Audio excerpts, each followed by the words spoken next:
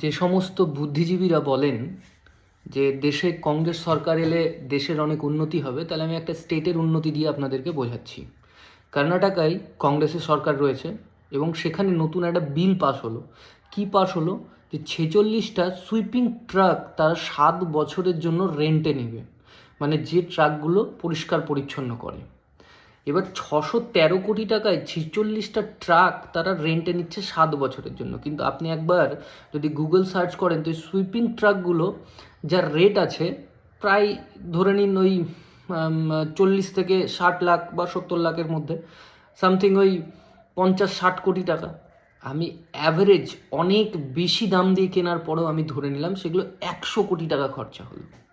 এবার অনেক বুদ্ধিজীবী এসে বলবে যে এর ড্রাইভার আছে, হেল্পার আছে। আরে ভাই, যখন রেন্টে তুমি গাড়িটা নেবে তখনও তো তোমাকে ড্রাইভার, হেল্পার এগুলো তো রাখতেই হবে। মানে 613 কোটি টাকা থেকে তাদের তো বেতন যাচ্ছে না, তোমাকে দিতেই হচ্ছে। আসবে মেনটেনেন্সও তোমাকেই করতে হবে যেহেতু তুমি রেন্টে নিচ্ছ। তো এবার যদি 100 কোটি টাকা লরি কিনতে লাগে আর 613 কোটি টাকা যদি রেন্ট দিতে হয় 7 বছরে, 513 কোটি টাকা, অ্যাভারেজলি 500 কোটি টাকা আমি ধরলাম। এই টাকাটা কোথায় গেল? এটা উন্নয়নে যাবে। কার উন্নয়ন, কিসের উন্নয়ন, কিভাবে উন্নয়ন? আমার থেকে বুদ্ধিমান আপনারা বেশি, কারণ টাকাটা আপনার আমার ট্যাক্সে। ভালো থাকবেন।